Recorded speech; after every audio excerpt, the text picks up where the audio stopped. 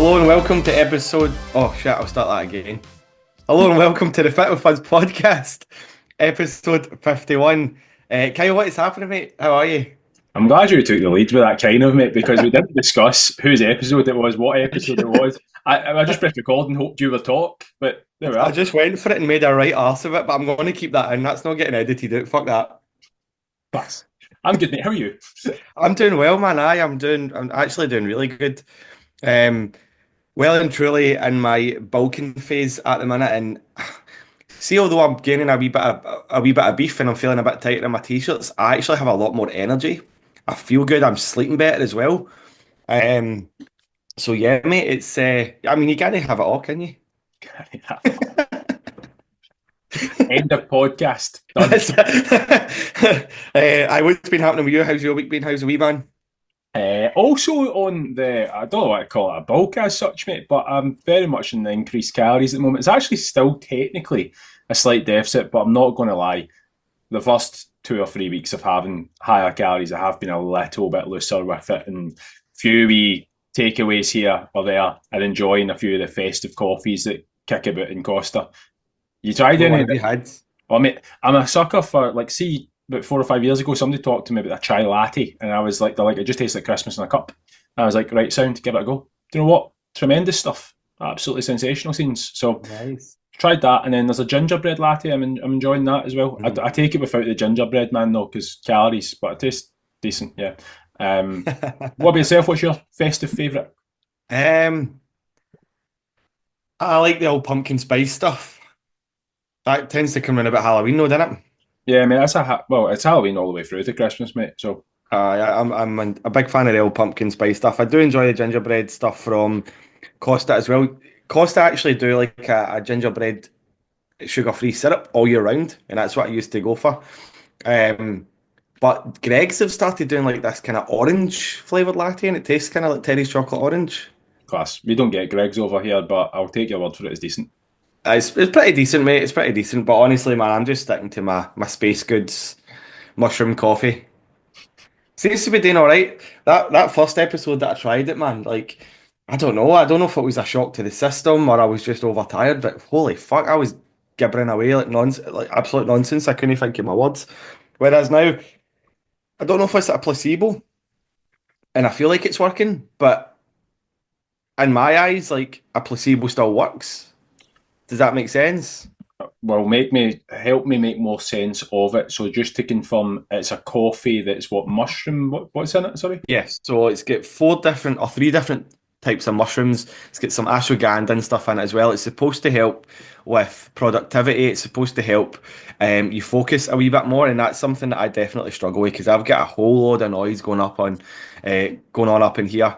Um, so I feel like yeah, even like having a you're not allowed one. Well, you're not allowed. You can have whatever you want, but it says to have one serving per day just because it's got like lion's mane and cordyceps and all that in it. I'm not going to turn into one of those things for The Last of Us. Don't worry. Uh, and yeah, like I say, I feel like I do have a more productive morning when I have it, especially if I'm sitting in front of the laptop. But again, it could just be a placebo effect. But if it is a placebo effect and I'm still being more productive, then it's fucking working in my eyes. Well, that's what microdosing or magic mushrooms. Not saying that that's what you're doing, but essentially, like why people microdose in magic mushrooms is because your brain has little blockers on some of your thought processes to protect itself. So traumatic experience. This is why when people have like a bad trip or whatever, they're like that's one of the most traumatic experiences. It tends to be a lot of the things that you've suppressed, your brain no longer suppresses, but it's quite liberating. If you've had a bad trip, I've had a terrible trip, and it was one of the most horrific experiences of my life. But actually, at the end of it, I'm like, it's quite liberating having to deal with some of the shit that's been forced to the front of my mind. Mhm. I was stuck in a hellhole for about 10 hours having to deal with it, but I'm like, coming out the back end of it, my brain actually feels like it's as if somebody has a massage in my brain and just went, you're okay now, you're cleansed. What was I going to say? Don't do magic mushrooms, kids. But Actually, I would argue against that. yeah, well, to be fair, I was going to say it's probably some of the most powerful experiences. I've only done it twice. Two completely opposite end of the spectrum Mhm. experiences. One being like fucking super this is the best experience I've ever done. Another one being this is most horrific. Very much have got what I want from them, but Yeah, I don't have the want or need to do it. I'm not ruling yeah, out ever again, but I just for this point in my life, I'm like, I've got what I need from it right now. I don't want to abuse it. I think there is a lot of power in those things and being able to use them because hunters used to use them because it helps you. I mean, I could fucking hear things down the corridor in rooms and all sorts, man. You can hear. aye. I could Yeah. see noise. It's funny when you say it, but it's true, mate. You A can hundred see percent. things that. For the first time in my life, I understood Kanye West when I done it. Like, I was like, he's right. He's fucking right. I don't know what he was right about, thinking about it, but he was right. Uh, Aye, I could literally see noise. We got the first time we tried it, we were in a safe space. And I would always recommend that as well. If you're ever going to do magic mushrooms, make sure you're somewhere safe, somewhere you can lock the door and just hide away. You do not want to be walking about a fucking park or something, tripping absolute nutsack. But yeah, like the walls started pulsating and stuff, which was really bizarre. And I'd obviously like, you know how cartoons do like their own impression of like trips and stuff like that. I'd always seen them like through the years and never actually understood it. But yeah, when I tried them for the first time, the walls literally started pulsating, and I was like, "This is what I've seen in the cartoons." It was quite a mad experience. But I had a similar experience to you, mate, with the bad trip as well. It was genuinely like one of the worst experiences of my life, but I kind of came out the other end of it in a better place. And I think it's because of what you said there, like uh, being forced to deal with the things that you've been kind of hiding, things yeah. that have been lying dormant and inside the old noggin. They're just kind of being forced to the forefront for you to actually, face up to and conquer. And I honestly, like, I think I needed that bad trip to actually come good. If that makes sense.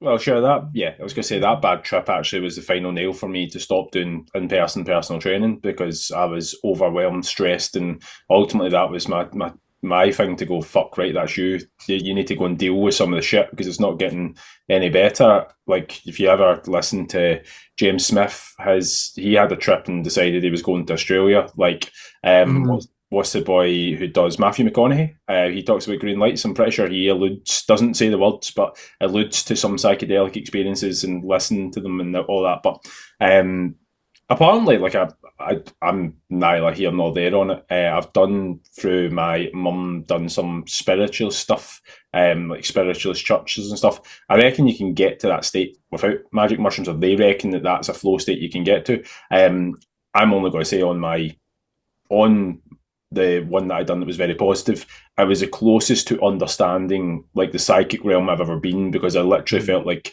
time. I stepped out of everything and I was like on a pathway of if you went deep down enough, time, space, and everything else, it became a whatever. Now, there's probably people listening to this right now and you're going, right, mate, I'm fucking done. We're checking out. It's whatever.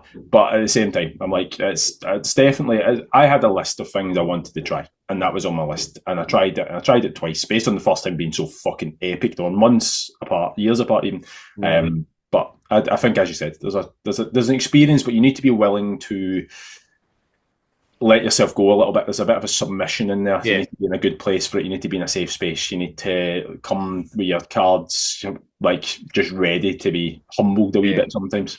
And I would also give the recommendation as well is if you are having a bit of an anxious day, if you're feeling a wee bit stressed, if you're feeling a wee bit worked up, do not go near them.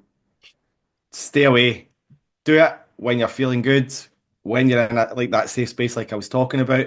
Do not just fucking fly to Amsterdam tomorrow and absolutely stock up on those soggy magic mushrooms and walk about the red light district tripping balls because I do not recommend it. Know that I've done it before, but based on the experiences that I have had on mushrooms, I do not recommend cutting about the red light district. That's all I'm saying. Never been, but I've heard some stories. What was I going to say? But yeah, to actually bring it back to not the so magical mushrooms and just finish on the point. There is a lot to be said because I've studied them a good bit. Like mushrooms, unlocking those to a lesser degree, like the Mhm. non-magic ones, opening up those pathways that we normally block. I actually, based on what you just said there, though, I was taking a lot of nootropics at the start of the year. Like I'd be taking a bit as along with caffeine, but I was at a very anxious point, and I found that when those thought processes got going, I already probably think I've got fucking ADHD or something. But then sure, everybody does, don't they? According, I couldn't. I literally couldn't switch off. I was at the point where I Mhm. was thinking all the time, everything. I Yeah. was like the guy from fucking Limitless, not in the sense that it was to get in that amount of work. I was just thinking about being distracted with different things that had to be done all the time. So I think they can be good, but it's also something when you put anything into your body, you need to accept there's usually an opposite and equal reaction that does alter your chemical state. As you're now taking a fucking stroke, Gary's taking a stroke for anybody who's listening. Oh, that was all the wee bits of mushrooms at the bottom of that coffee there, and I hate mushrooms. Tremendous. You're absolutely right in what you say, mate. I completely agree. Completely agree. Right. I have everybody's probably seen this on their Instagram feeds and stuff like that as well. But Spotify Wrapped has Oh, been mate, done. what's that? What? I've no idea what You know Spotify. what? No, that's the thing that everybody's posting on their Instagram stories and showing that everybody is now fucking massive country fans. Fuck me, I've never seen MD share Spotify, especially this week. Not seen it at all. Honest to God, man. So where the fuck did this country epidemic come from? And it is an epidemic. Woke nonsense, mate. Anyway, I thought we would do hours live on the podcast. So I'm on it right now and I've got the breakdown of listeners by age. What do you think is the most popular age? Now, it goes up in like 25 to 29, 30 to 34, blah, blah, blah, all the way up to 55 plus. So what would you say is the most popular age? 34 to 39. Mate, you're not wrong. So 35 to 44. No, my psychometrics, mate. I have it. 40% of our listeners are between 35 and 44. We've got 7% 55 plus. Thank you, mums. I was about to say my ma's lying about her age, so she's just lending herself to the 34 to 44, whatever it is. Right, let's see where in the world people are. Oh, mate, we've been streamed in 6 countries. Right. UK, Ireland. UK was top, yep. I'm going to go Canada or America. One or two. Oh, it doesn't show us. Oh, fuck me. You started the game and you don't have the answers. Oh, The shitest pub quiz of all time. yeah, it just says 6, with the top country being the United Kingdom. Here's another one though, like our listeners also loved number one, the Joe Rogan Experience. Number two, Super Scoreboard. And number three, Skinwalker True Crime Podcast. What types of fucking listeners do we have, by the way? Well, trippy football True psychopaths. Crime Yeah. Psychopaths. Trippy football psychopaths There is you my go. psychometrics between the ages of 35 and 44. There's a fucking niche. Fantastic. Our most popular episode as well was episode 16 when we had Emma Telfer on as a guest. If you haven't listened to that yet, go back and listen to it because it was an absolutely banging episode. I was going to say, I'm glad that the most popular episode wasn't either the one that you weren't on or the one that I wasn't on, because that would have been upsetting, wouldn't it? I know, mate, I know. Were you not on an episode? Oh, it was Was me and Fraz, wasn't it? yeah, you and Fraz, yeah. There we go. There we go. Right, I've got a question for you actually. And I'm not sure if we Oh, here's another thing that I got for the Wrapped. Our show Those was mushrooms are kicking in, mate. It's all over the shop. I'm all over the fucking place. Aren't I? Our show was in the top 15% of video podcasts on Spotify. Top 15%. I was going to say, Couple bicep pose. we're the top 10% of podcasts, and then on Spotify, top 15. There you go. Fucking, there's your Fantastic. I love that. Right, anyway, question. Right, and I'm not sure if I've spoken about this before on the podcast, but I'm going to ask you again anyway, because I God. think it would be a good topic to talk about. And you can frame this anyway, right? I'm going to go for there's 7 days in a week, Quick maths. right? If you eat like a fucking tool 6 of those days and you eat whole, highly nutritious foods on one, does that mean you lead a healthy lifestyle? You have a healthy diet?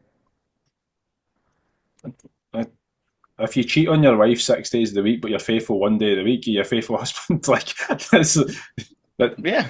Yeah, Like so, and so you can do 1 day in 7, you can do 1 week of a month, you can do 1 month of the year, whatever you want. You can frame it anyway. Does that mean that you lead a healthy lifestyle? I'm gonna throw it out there. Your perception of healthy is what it is to you, but like it's a James Clear thing. You are what you do, and your results are an accumulation of what you do at the end of the day. So if you look at somebody, there are usually a few indicators of whether they're healthy or not. Do you feel healthy? Do you have energy? Are you in decent shape? They will be the answers as to that's an accumulation of what you do, and it shows. That's my answer to it. So no. No, no, I'm if we get into Right. politics, mate, no. So now flip the switch. Right. You're on it 6 days of the week. 80 20 80-20 split with your food intake, you get your steps in, you have 1 day that you eat like a fucking tool. Why do clients then feel like that is them leading an unhealthy lifestyle? Why do they then see that them is why does that then lead to them hitting the fuck it button? Why do they feel like a failure? Why do you think why do you think we're wired that way? What is it social media that's promoting that? You need to be on it 7 days out of seven. Um, what brings that guilt by having one fucking day off? Unintentional day off as well. Like, fair enough if it's planned, people feel less guilty. But see if it's like an unintentional day off. Let's say it's a last minute dinner plan. Somebody phones you, right? Come on, we're going for dinner, and you end up going over your calories. You maybe have a kebab on the way home, and then you start feeling guilt, like you've absolutely ruined your whole week. There's a few things. I think you hit the nail on the head. It's the planning thing. A lot of people, myself included, can't fucking cope when something's not in our control. When you're not in control of something, you are being controlled by it. So yeah, like you're gonna if you wanted a higher calorie weekend or you wanted this is why I don't I say this to my clients all the time. I'm like, I don't kid on that I'm gonna have a lower calorie weekend because I have lived enough weekends. Like I've not drank now in 4 months and I still know that at the weekend that I'm going to be like the calories are higher regardless of whatever it is. Like I'm going to have a takeaway most likely. I'm going to have like even lunch is going to be a little bit looser, so I'm going to give myself more calories at the weekend so that I feel more in control of it. I don't feel as guilty with that. But when I used to kid myself on every week that you know what I'm going to treat the weekend exactly the same way I treat during the week, I would feel rank rotten about it. And then the thing about it's all up here in the head. There's nothing physically that's issue. And this is again as our jobs as coaches to unpack. It's like there's actually nothing physically that really changes outside of the fact that you might have had a looser lunch on a Saturday and then you're like, well, I've actually had dinner plans now that are gone out the window. We've decided we're going out. Sound. But then because you've had a looser lunch and a looser dinner, you're like, well, do you know what? I've got less inclination not to raid the biscuit tin when I get home or pick up a dessert. And do you know what? I fucked it anyway. So I may as well, Sunday's tomorrow and the next day's Monday. So I may as well just rule that out. You then feel well off track. And again, the biggest thing that will affect your emotions are what you put into your body doesn't just affect how you look, it affects how you feel. So if you have a lot of shit food on a Saturday, you're going to feel rotten on a Sunday. And that's fine. That's one of the things, again, our job as coaches is to prepare people for is you will feel shit the next day, and that's okay.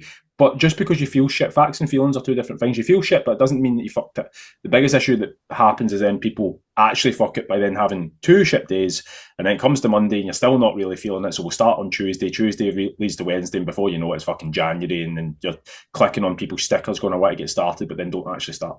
Aye, 100%. Even when you look at the year as a whole, like 52 weeks in a year, and people freak the fuck out when they take a 2 week holiday. You know what I mean? Like you're leading a healthy-ish lifestyle for 50 weeks of that year. Taking 2 weeks off doesn't mean you're going to go backwards, doesn't mean you're going to set yourself back any, doesn't mean you're going to ruin any of the progress that you've been making.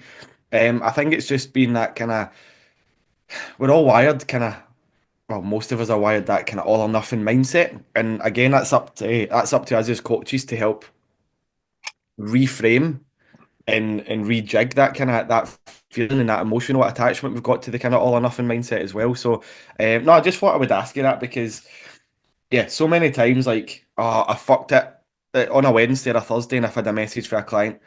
I fucked it. I went over my calories yesterday. The week's a mess, and I'm like, what? There's still another 4 days left in the week. Like, you have not fucked it, but it's just trying to help kind of reframe and look at it from the outside in. Like if you have 6 good days in a week and you have one what you perceive to be a bad day, that week's not written off. That's a fucking excellent week. Yes, it's not a 10 out of 10 week, but why are you aiming for 10 out of 10? Because it's unsustainable. you're not going to be able to keep that up all year round. Do you know what I mean? We want to be aiming for eight, 8 out of 10. Give me an 8 out of 10 week, 52 weeks of the year, and you're going. The sky's the limit. Extrapolate that even further, and this is what like I'm currently doing at the moment is people like setting expectations of Christmas. I'm not going to track my food the 23rd to the 3rd or 4th of January. And Okay, right. but the thing is, I'm comfortable enough that I will eat like an unsupervised child at a buffet. I'll be fucking, mate, you name it, I'm there. The M&S section when it's got all the fucking cheesy sausages, the whatever they are, you give us a shout. Like, mate, I'll be doing the world buffet where I've got Indian food, I've got fucking Italian food, I'm just sitting there with everything. The eating challenge for 10 days, I'll do it, mate. No issues with it. But I'm comfortable enough because the other 365 days, whilst they're not perfect, there's holidays in between there, there's days where things, whatever. If you look at it, 80% of my year, I'm doing the boring shit that nobody wants to do. I'll go out and I'll do my walking, average 10 to 11,000 steps year round. Like, Mm. I'll track my food 80 to 90% of the year, boring or not, fat loss or not, I'll track it. See the times that I want to go the 10 to 20% where I want to, whatever, I'm comfortable enough to go, Yeah, you know what, if I put on 4 kilos over a 10-day period, guess what? See, when I get back to it, it's coming back off. a Not worried hundred about it. percent. 100%. We've got our Christmas night out tonight. Well, by the time the episode comes out, it will be 2 nights ago. Um, so you can sure as shit guarantee that I ain't tracking anything tonight, mate. It's Christmas night out. We're having Christmas dinner, and we're probably going to have, in fact, we're definitely going to have a hell of a lot of booze. So I'll probably be suffering tomorrow. I'll probably be suffering when this podcast comes out on Sunday as well. But again, I'm comfortable with that. I've already prepared myself ahead of time. I know I'm going to feel like a bag of shite tomorrow. I've got the Greek yogurt in the fridge. I've got the chicken in the fridge. I'm ready to go. I'm ready to tackle it head on. Um, but yeah, just kind of being caught unawares doesn't mean that you're you're failing or you're taking any steps backwards. See if you're somebody that has been eating like a fucking tool for 365 days of the year for years. For you to see progress, you don't need to then eat good or restrict yourself all year round. All you need to start doing is eating better and moving more most of the time. Do you know what I mean? You don't need to go 7 for 7 every single week. See, as long as you just do it more than what you were doing it previously, you're going to start seeing progress. And as long as you have more good days than again what you perceive to be bad days, you're still going to progress rapidly, especially if you've been eating like a fucking idiot for quite a few years. Mate, I couldn't bag up anymore. I've got a guy currently who can lose fat at 3,600 calories and 4,000 Oh. steps. Like his numbers are what his numbers are. Not everybody's numbers are going to be like that, but like he's able to lose more than a kilo a week every week at 3,600. I've actually even gave him 2 on-track meals a week. It's on his metrics. I'm going have 2 on-track meals a week because he's coming from a position where it's like there's been a lot of untracked food and a Mhm. lot of calories coming in. Like, you don't need to be whatever. Ironically, not ironically, no surprise, he's lost 8 kilos in 6 weeks. Like, the weight's flying off him and still having 2 takeaways a week and less than 4K steps. We will build that up. And we do have people at the opposite end of the spectrum who have to do 15,000 steps a day and they're on 1,400 calories. And it's just, Yeah. it is what it is. But at the same time, your circumstances, as Gary said, if you've been eating very loosely for the last couple of years and you're trending, the weight is going one way and we're very unhappy, but it doesn't take massive changes. It literally takes small incremental changes to get things moving in the right direction. I think everybody's scared to make those changes because the way social media puts it across to you. You need to do this. You need to do your 10K steps. You need to train 4 times a week in the gym. You need to X, Y, and Z, and that scares a lot of people into starting. Whereas us as his coaches, like we try and make it as simplistic as possible for you. And I've had clients say to me, like, when I've given them calories, when I've given them training programs, steps, whatever, I've had them actually come back and say, my calories are too high, my steps are too low. And I'm like, yeah, so this is probably why you're not at a position where you're happy in your own skin because you're reaching for the fucking stars before you even touch the moon. You know what I mean? Like we need to be be sensible, but just make small, tiny wee changes that are going to benefit you in the lifestyle that you lead, that are going to then lead you to living a more healthier, better lifestyle. You'll have more energy, you feel better in your own skin, and you'll actually start to want to do more rather than feeling like you have to do more. I agree with all that, mate. I've got nothing else to add to that. Yes. That's fucking wee red mark. I must have scratched it without even realising. I'll take the Anyway. attention away from that by showcasing all of the sick marks that I have on my Yes. top at the moment. Yeah, mate. Cover a brother there. Any Yeah. Spotify listeners, quickly look at your phone and see the state of Kyle. See, to be fair, mate, I've always known you to look like that because you're such a messy eater as well. Never mind the wee man spewing up at You know you. what, mate? I've had to work on that for years, and I frustrate myself sometimes because I've tried all my life not to be messy. No, sorry, I've not tried all my life. I didn't try at all until I was about 27. And then I'm like, right, you're an adult, you're running your own business, like you need to actually sort out your shit. So I force myself every day to almost go the opposite, where I have systems, structures. I need to put things in place all of the time to make sure that, because I'm inherently, I just don't want to do any of that shit. And I'll Mhm. happily crack eggs off my head and fucking eat them. But I'm like, you're an adult, you can't do that. But it's actually not even me anymore. The wee man's been sick on me constantly. And I'm like, I actually, for all the want of trying, it's pointless right now. Just gonna have to That's embrace that. it. Now you can just go back to how you used to be and just eat the way you want to eat Go because you back can to who just, you used to be. there you go. You can blame the wee man. You're wearing your dinner. Aye, the wee man. Yeah, the wee man, yeah. Spaghetti bolognese, yeah, the wee man. Never had spaghetti Um, bolognese. So with obviously you taking those couple of weeks off over Christmas in terms of tracking and stuff like that, what is your plan then come January? How are you going to get yourself back in the game? Because we always speak about systems and stuff that we set up for our clients, but we never really talk about how we do it as coaches.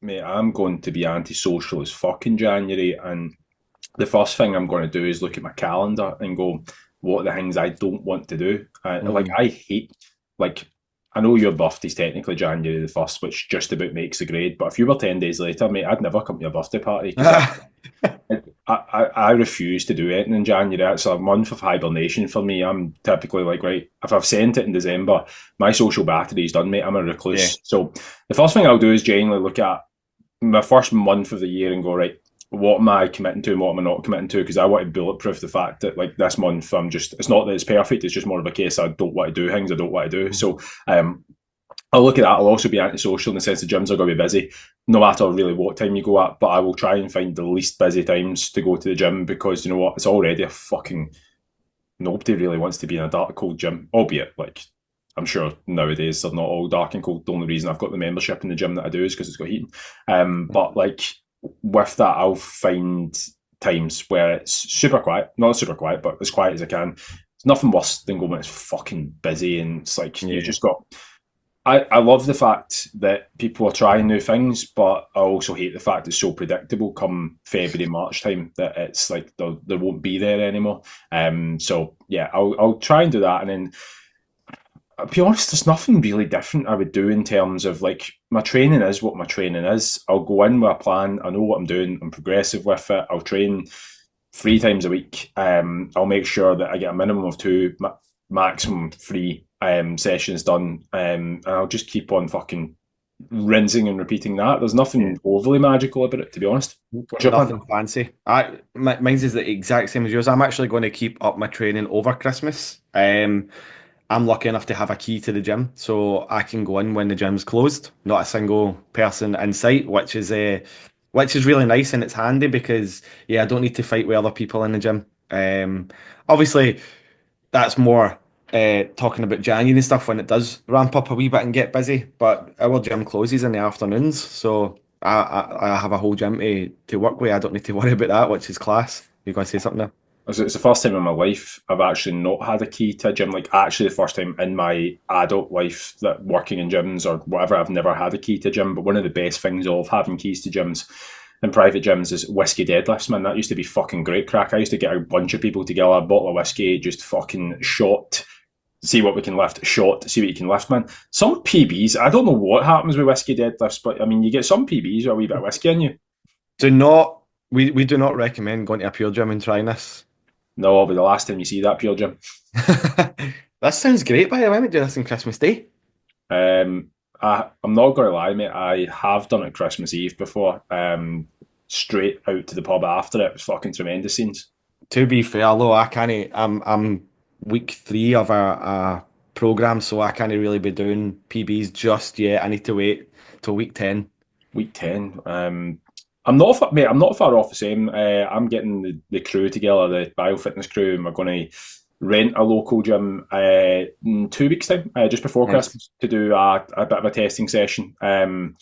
My intentions weren't to do testing myself, but I'm like, because I'm only 3 weeks into my own new program. But I'm like, I've not squatted in 2 years, but I'm like, fuck it, I'm just going to do it and see what I get. I'll probably die, but you know what? It'll be good crack.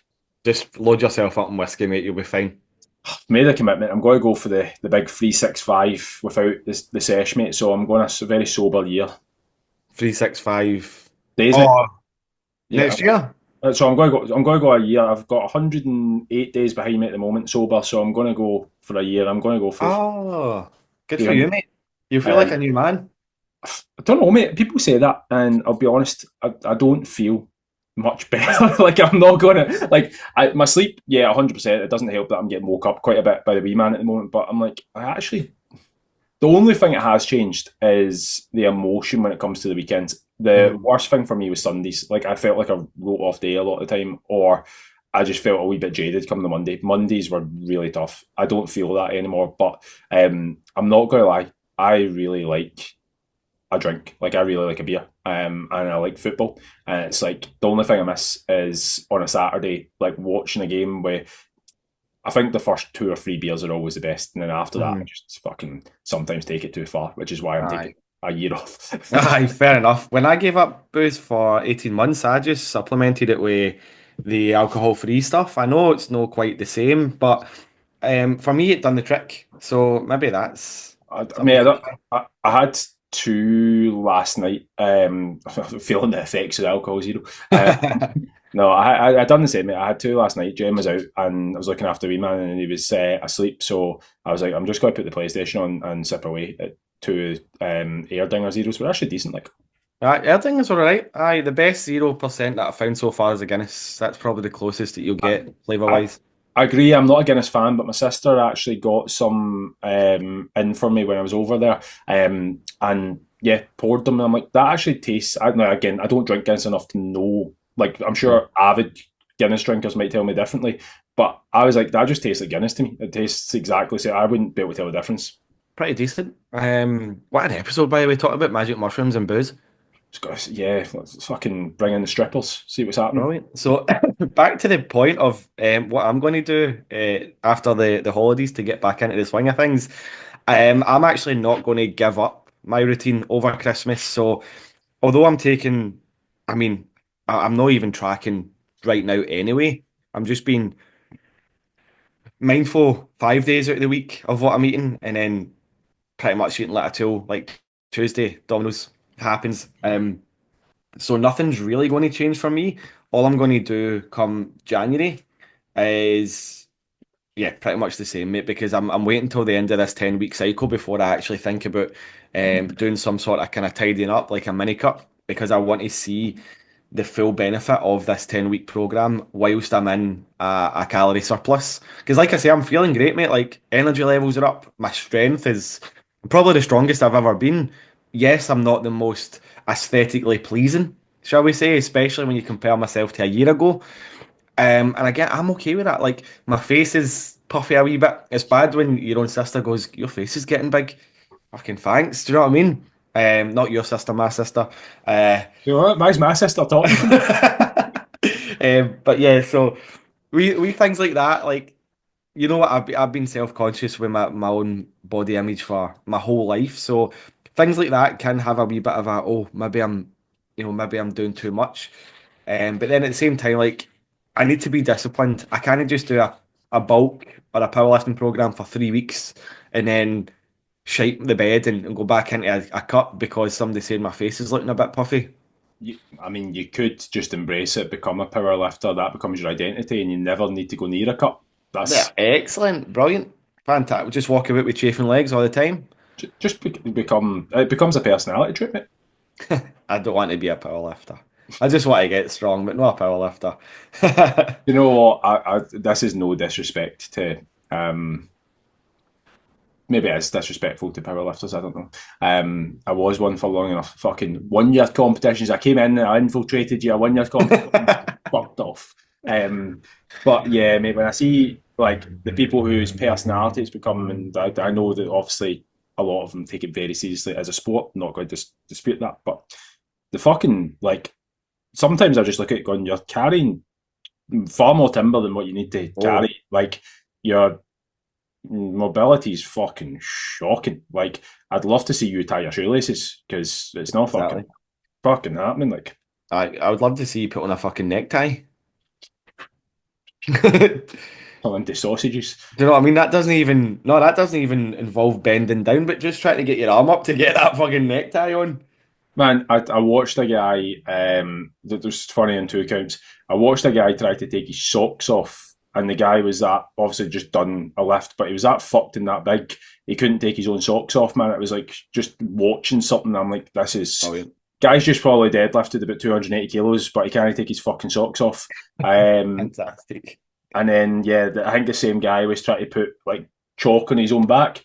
But I think his mobility kind of fucking stopped him from going any part further past that. And I'm like, That's it. Aye, that's it. And I've seen people like wind up bodybuilders and powerlifters by sticking like a sticker to their back to kind of get there.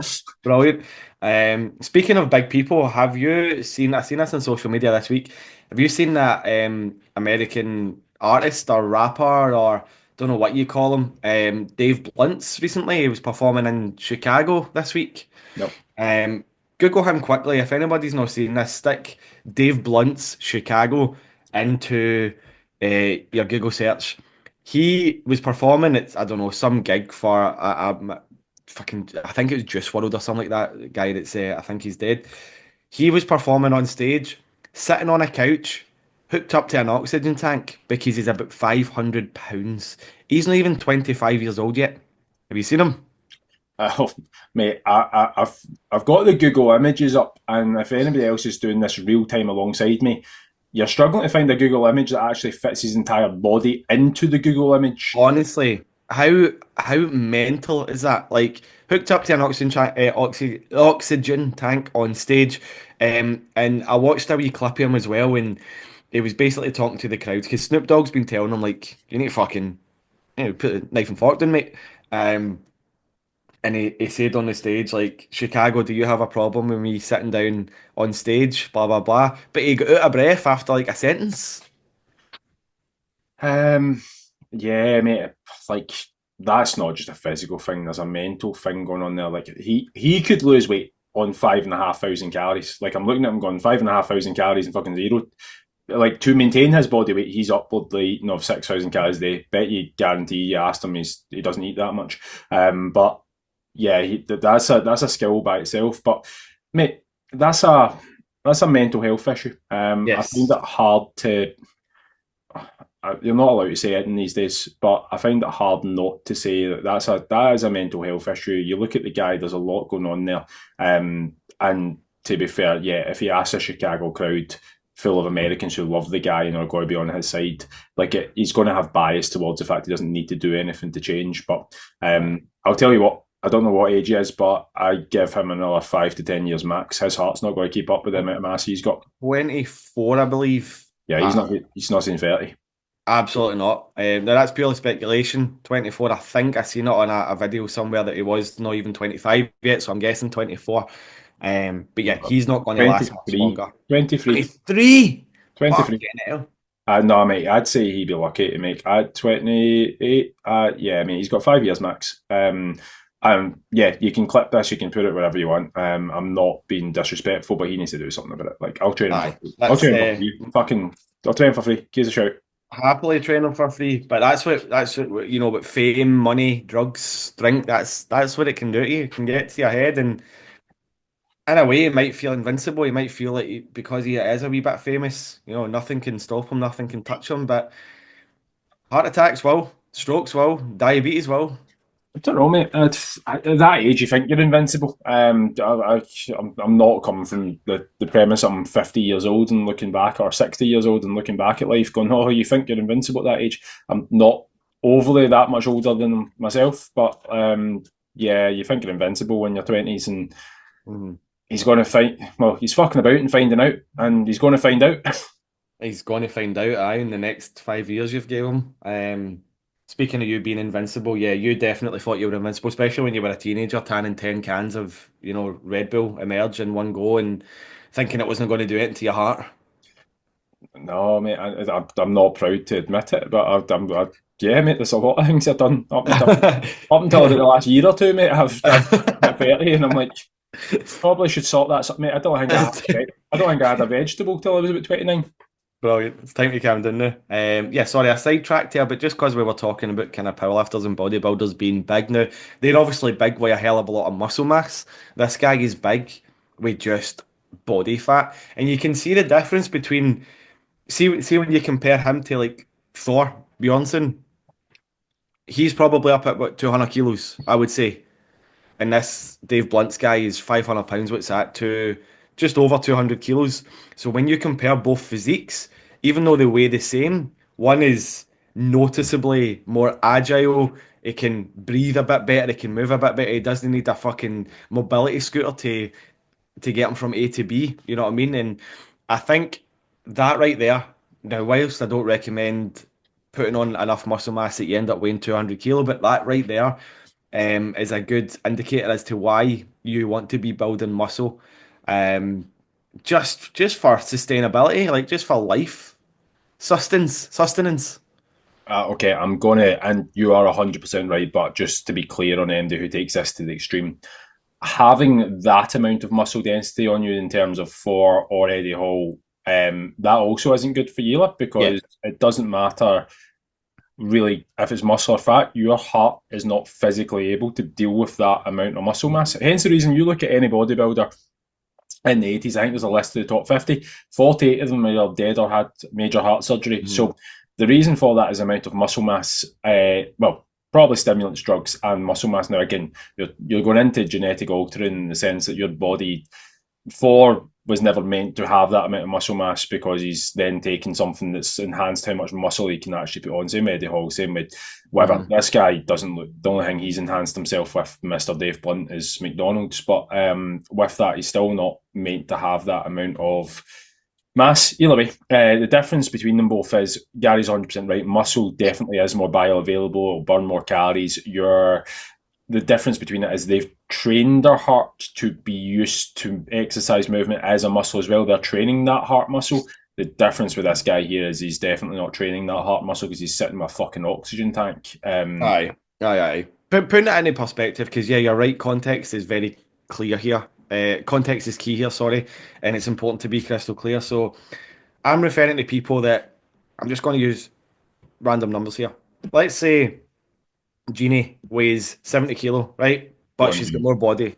Wee Jeannie, she's got more body fat than muscle, and she thinks that getting down to 60 kilo is what's going to make her feel good, rather than focusing on the number on the scales. And this is something we talk about all the time. Why not just focus more on building muscle, getting stronger in the gym? Because wee Jeannie, 70 kilos at 45% body fat is going to look totally different from wee Jeannie, 70 kilos at 25% body fat. I agree. Agreed? I think the majority of people don't have the muscle mass they think they want, and Yes. it's more apparent in photo shoots. A lot of men, when they get to photo shoot lean, they don't have as much muscle as they think that they would, and then like they then wonder why they never look the way that they want to, and it's ultimately is because the muscle takes a bit of time to build. Wee Jeannie, yes, whilst I understand fat loss is probably she doesn't feel comfortable, she's got a bit of loose skin, she doesn't. I think the most important thing is firstly getting them to a point where they're comfortable, and that's usually why I would be like, right, cool, let's go through the next 6 to 12 weeks of let's go into fat loss phase and let's be direct about it. But that's why I also cap it at that point. Like we're not dragging this out any further because you can't chase zero on a scale. We are at that point once you're a bit more comfortable in your skin. It's never going to be perfect. Fitness isn't something you complete. Body composition isn't something you complete. I've pulled her up on this time many times. I am very proud of one of my clients. She looks genuinely, if you've seen her, like there'd be 90% of women want to look like her, but she's also comparing herself constantly to other people and how they Yeah, look. And I'm like, you've you're going to get to the point where it's like you get to like she sent me a picture of somebody she wanted to look like a year ago, and she admitted herself, she's like, well, I actually now look like that, I look better than that. But she sent me another picture now of somebody she wants to look like. I'm like, you need to stop picking people that you want to look like, because there's always going to be a bigger fish. There's always going to be somebody that looks better than you. It's like yeah. your job is to try and look the best version of yourself, as wishy-washy as that sounds. And for a lot of people, it is like putting on more muscle mass, but that takes, like, this is where it annoys me. I genuinely have frustrations with it. I no longer just fucking coach people who, like, are literally wanting just a quick fix. I'll coach Mhm. people who are more in it for the long term. But, like, see when somebody's like, oh, I just want to do this for 12 weeks and then I'm done. I'm like, well, that's not really how it works. Like, that's very short termism. But, like, realistically, it does take months to get yourself to a position. So, this is the entire point where Gary and I are sorting. See what you do in January doesn't really fucking matter. It's more of a, let's look at, if what you're doing in January, can you still do that in March? Can you still do it in a cold rainy night and a Tuesday night at Stoke? Fucking, like, let's see where you're at in April. Let's see. It's the same last year. I was thinking about this morning. I know I'm on a rant here. Ice baths last year. Mhm. Every PT and a dog was like, "Oh, I've got an ice bath," and then it started going into, like, everybody's got those Lumi ice baths. I've not seen a post on an ice bath in about 3 months now. The one about, like, then this annoyed me as well. PTs and coaches going, "I'm off the sesh," and they get to the end of January going, "Oh, I've had a month off the session." Speak about it as if they've been off it for fucking years. I'm like, that's how, mate. But you know what? Let's see it in June, July, August, September, Mhm. October, November, nowhere to be seen again. I'm like, you're a fucking charlatan. Like, let's see what you do right now. Can you do it again in April? Can you do it in May? Can you do it when times get tough? Can you do it when you can't be arsed doing it? Or is it just because you feel fucking miserable in December because you've let yourself in again? You fucking let yourself feel miserable. Let's see you do it in March. Feel better. No, I'm going to have a relationship with them and Yeah, a start. wee bit heated there, mate. Do you know what I find bizarre, right? And this is just me personally. I can easily go 6 weeks without drinking without even realizing.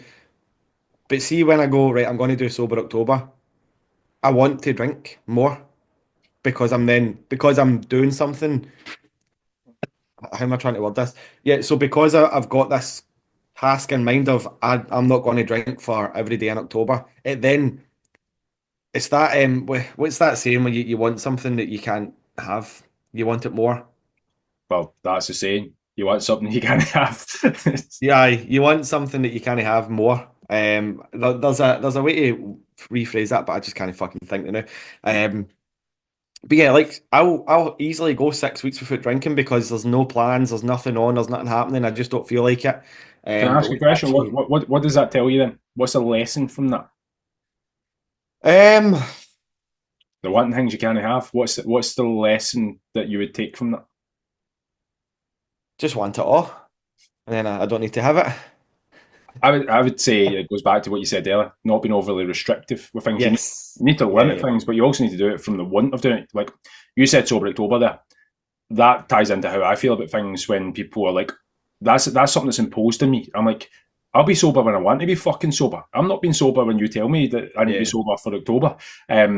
Followed by can I remember November. But like it's I think it's just the level of being restriction. People in fucking January decide that I'm giving up. I remember I coached a client about 10 years ago and they were like, I've gave up gluten, dairy, alcohol, caffeine, and going to the gym 4 days a week. I'm like, at the time I was going, sound, let's see you do it in April.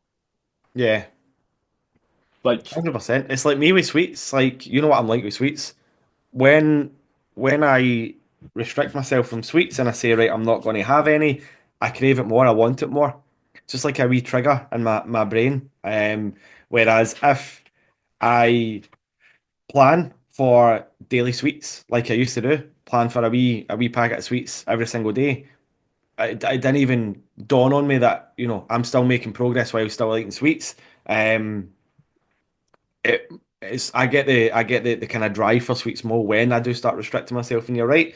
And I think that ties back in with the whole sober October thing. Like if I'm doing sober October, I feel I don't do sober October. I'm just using that as is like for the sake of this example, but I would then crave booze more on the weekend, even though I'm not an alcoholic and I do enjoy a pint, but not to the point where I need it. But just knowing that I'm restricting myself for that 4, 5, 6 weeks, whatever it is, it then makes me want it more. So, aye, the over restriction is, do you know, it's a downfall for the majority of people that we probably work with, is that, over restriction, cravings intensify, the need or want to have it intensifies as well. And then, yeah, you start to feel like you're broken, you're unfixable, and maybe like you're kind of, yeah, going backwards. Nobody can help you.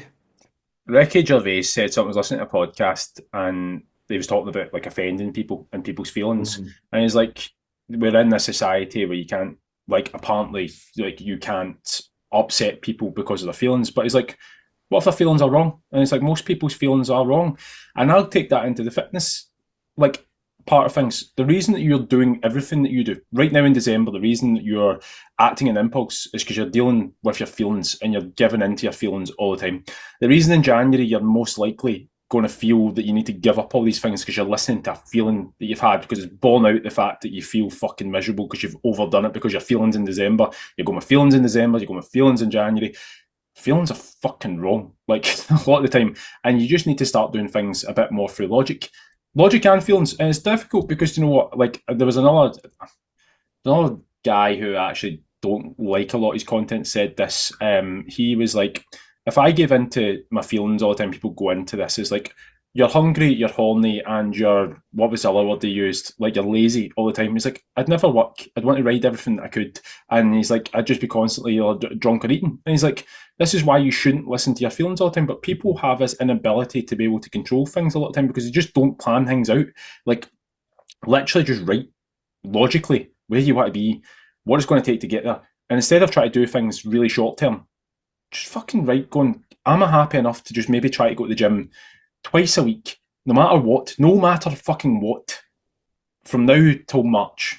Like, let's just go, no matter what happens from now to March. Mhm. Guarantee you, anybody who does that, you'll go on a journey and you'll have progress of some sort by the end of March, no matter how shitty your gym program is. 100%. And I think, yeah, a lot of us, I've probably been guilty of this a lot before, is letting my feelings dictate, what I should do, when I should do it, and how I should feel when I do it.